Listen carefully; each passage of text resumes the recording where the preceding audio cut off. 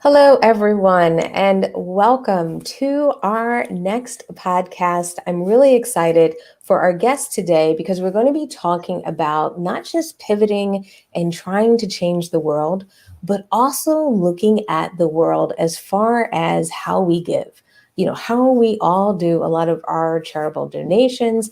Many of us are often feeling like we're giving, but the world's maybe not changing the way we expected. The world's not maybe moving sometimes in the directions that we expect.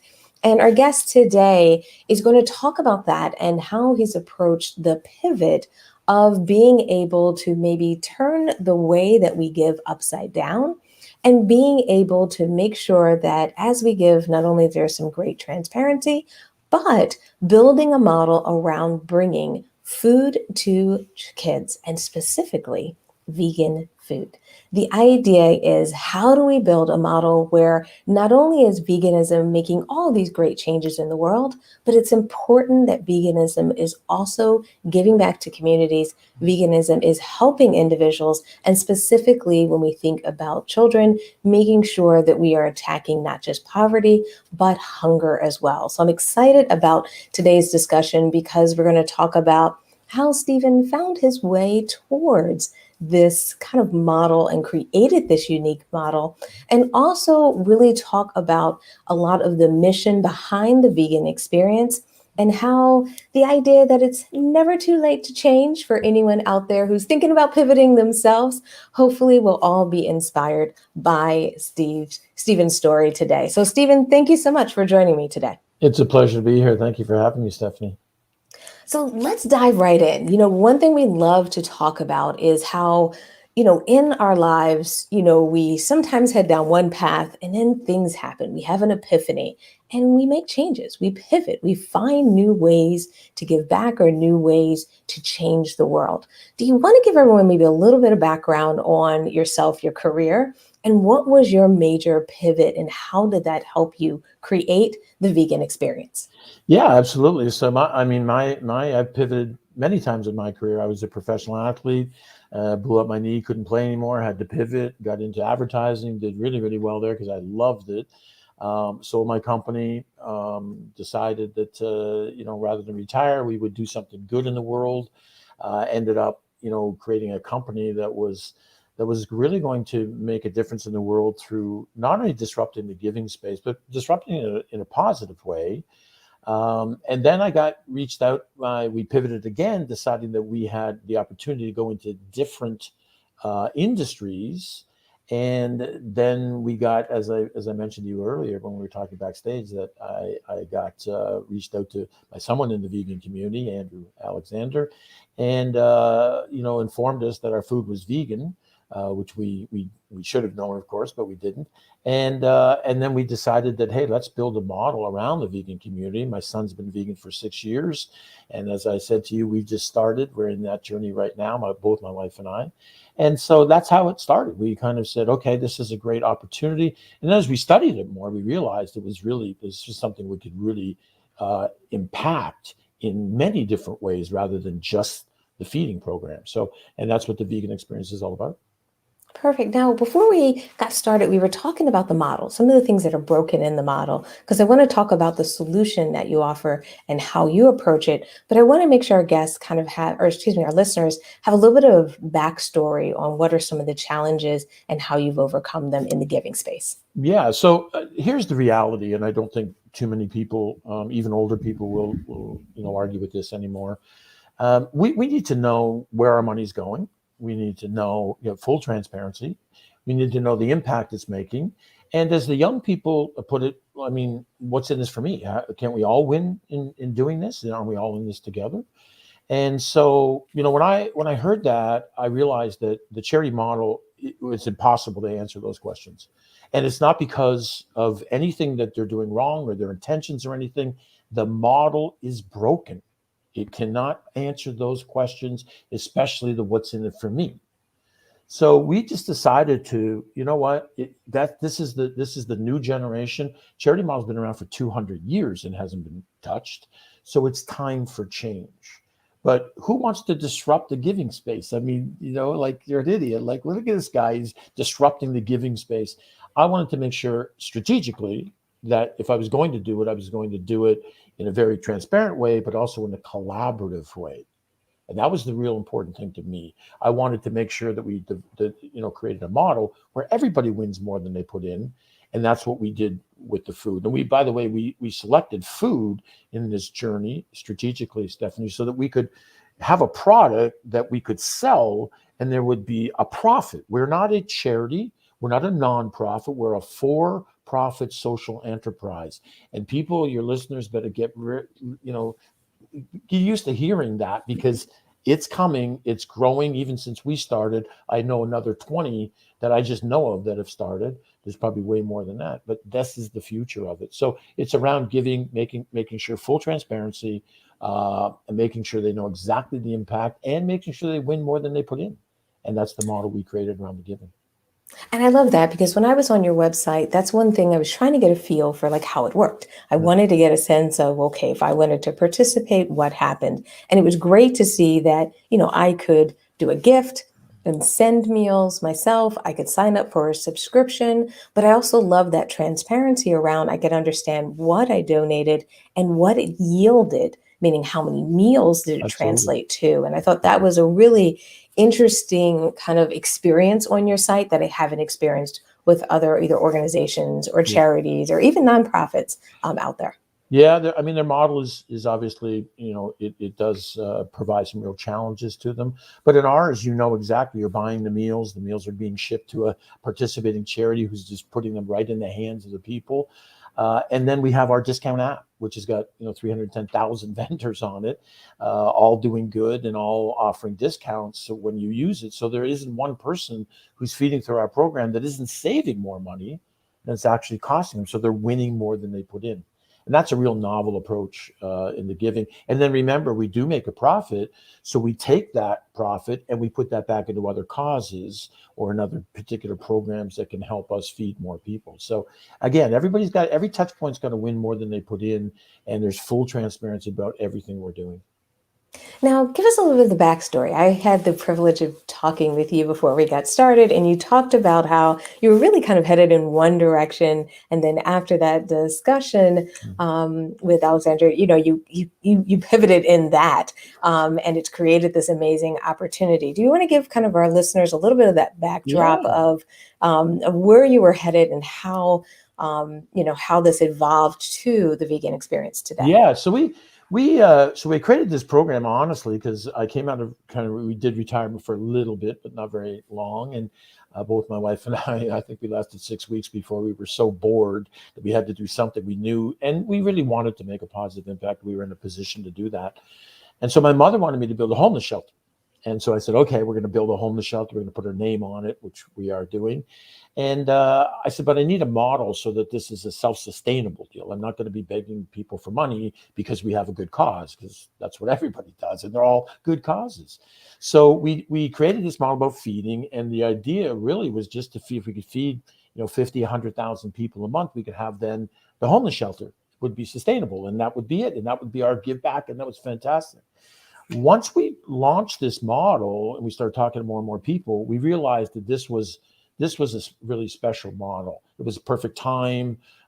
Timing, of course, is for a lot of things is what happened. What takes it to the next level.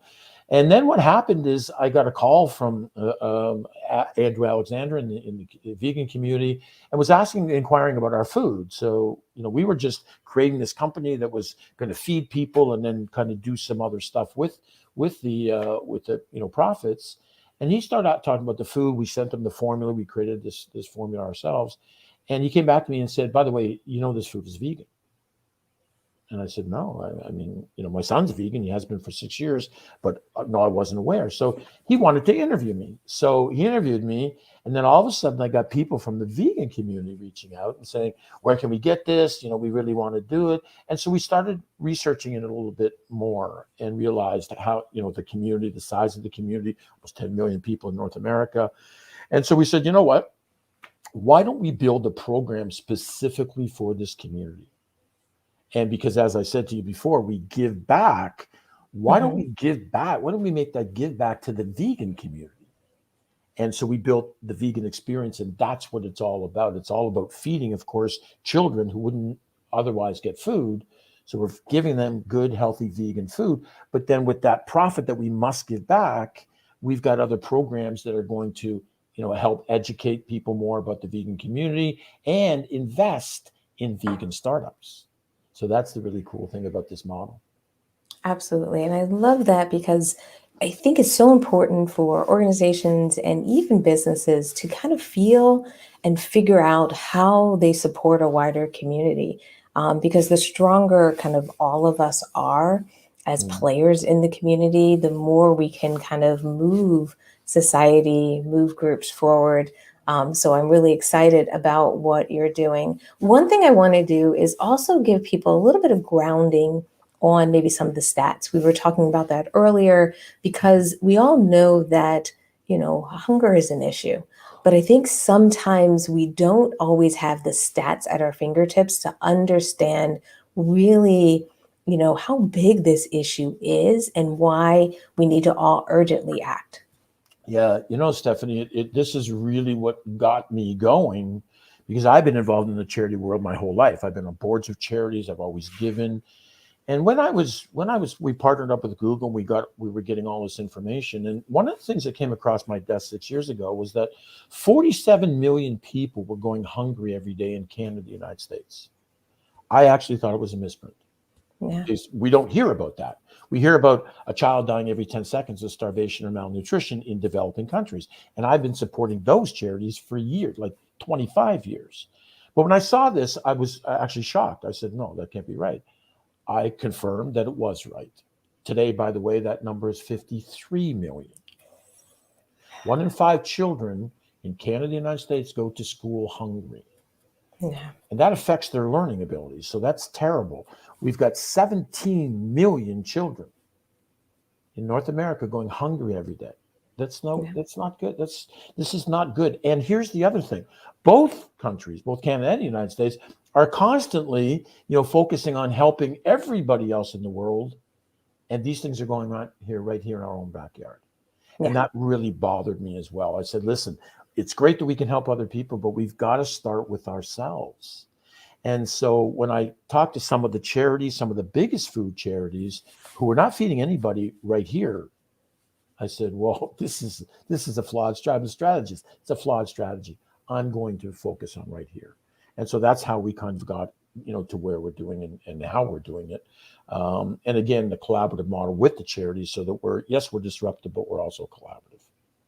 And I like that you're collaborative because I think a lot of times when we're thinking about driving change, we assume we have to lay the groundwork for everything. We have to put Yes. everything new in place to be able to get a new result.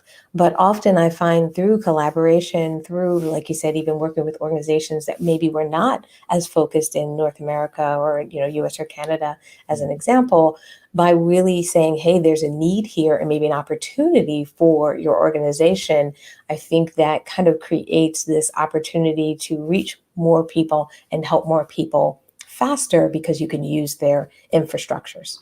Absolutely. And Stephanie, we have a model. We haven't announced it yet. There's an official next, actually in November, but we've got an association, American Association. And when we tell people, we'll say, wow. And they've got 500,000 members. And so when we went to them and said, let's feed children here in the United States. And then we could take that money and we can do things in developing countries. What a novel approach. We're going to help ourselves first. And then in that particular case where we have that money to give back, that's going to be over $1 million a month. So 12 million a year where you can do, you can build shelters or do whatever you're going to do. So it's a win-win-win. These are the models that we have to strategically be doing rather than just saying, here you go. And hopefully there's an impact there. And it's got to stop the way we're doing it right now. Otherwise we will never solve the problems. Absolutely, absolutely. Now, do you feel, sometimes people are worried about, the vegan lane, especially because of the vegan term and how people respond to it and so forth. Now, personally, I don't feel that. I feel like it is very opening. I really feel like we have an amazing community of people. But I know not everyone's experience has been pure.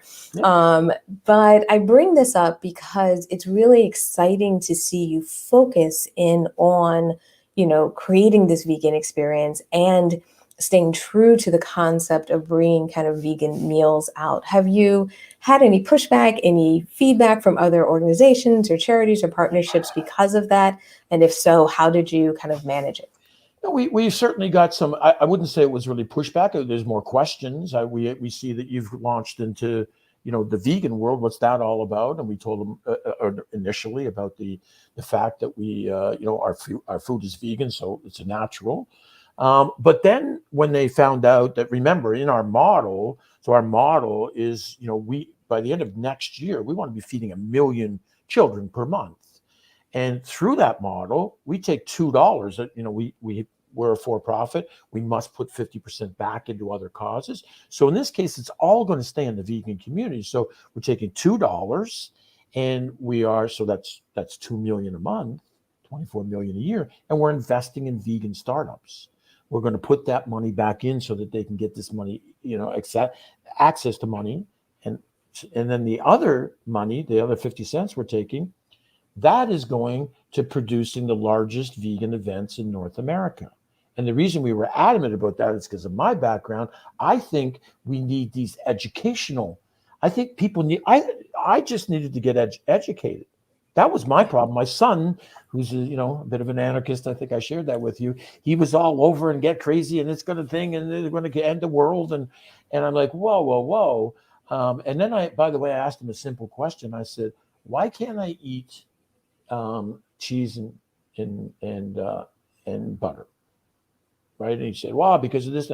I said, "Hey, I know your background there, buddy. Have you ever worked on a dairy farm? Because I have."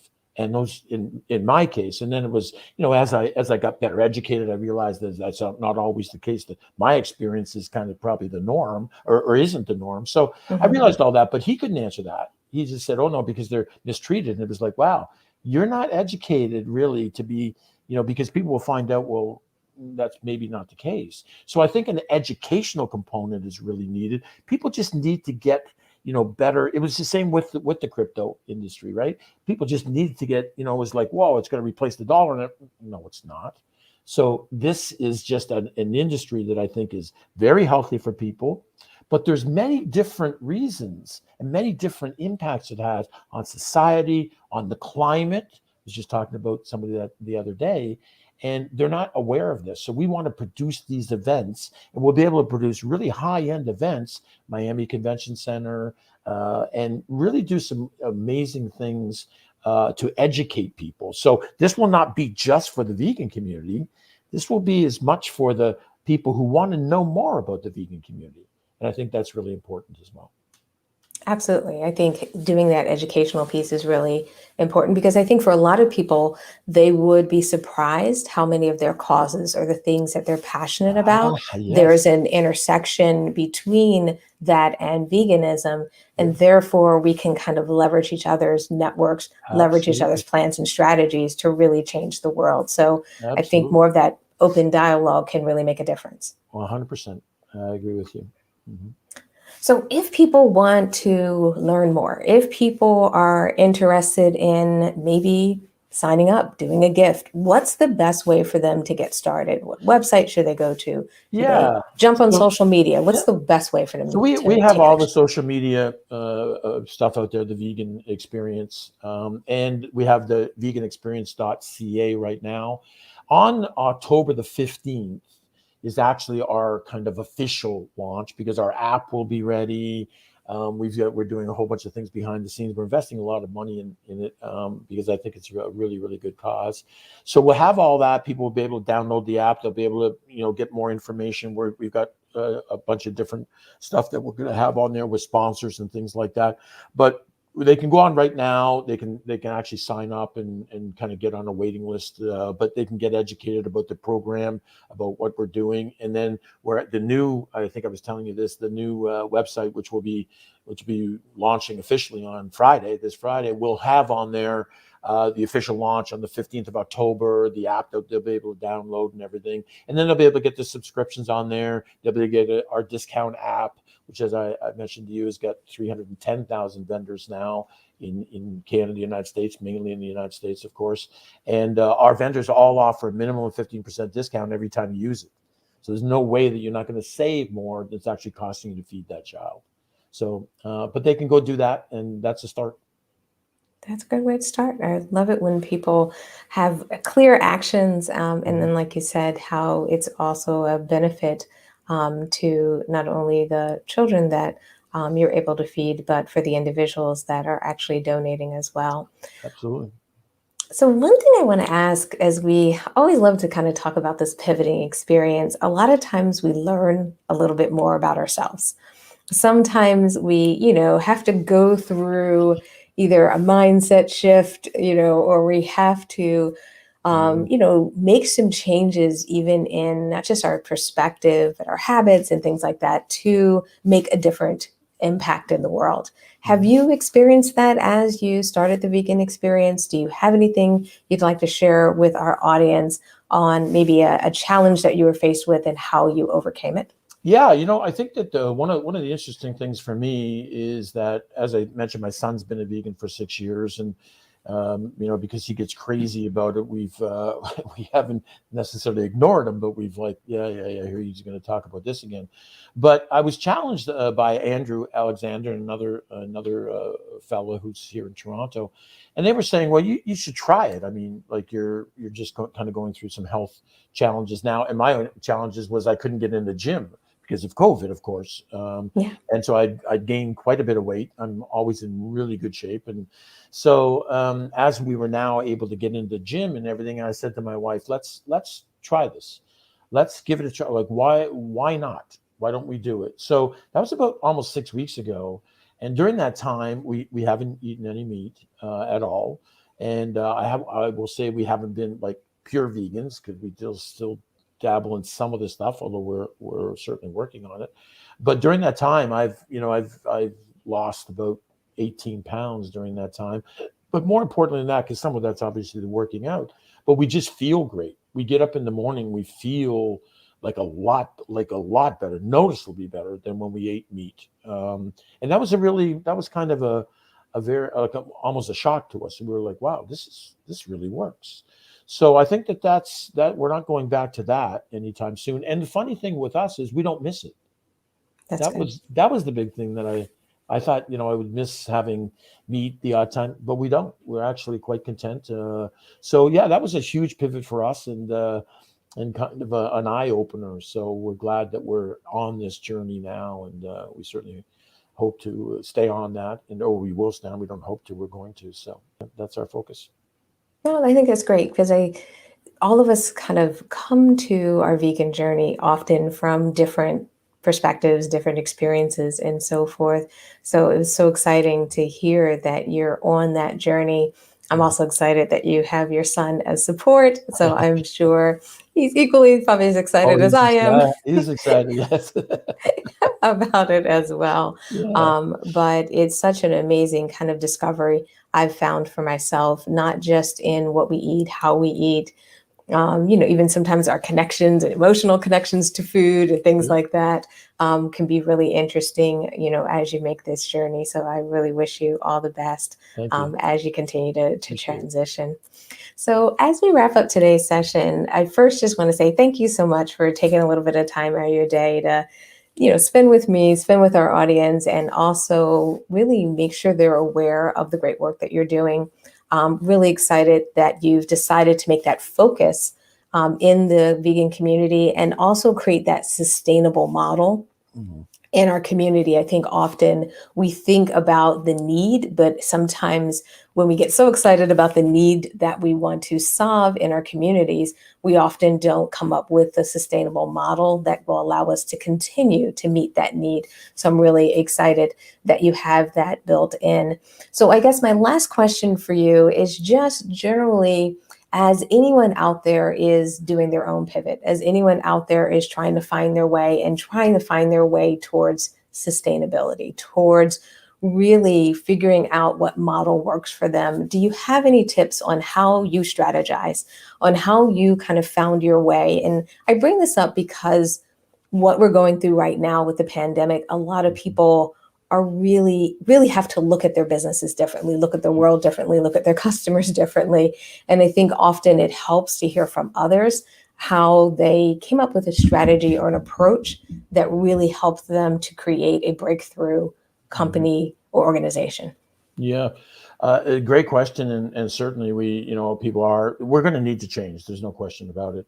I was fortunate enough because I had just signed a huge contract in my hockey career, and then it was just taken away like that. And so I realized that change is inevitable, and it can happen anytime. And it's like a chapter in a book. When it does, it's time to move on and write the next chapter.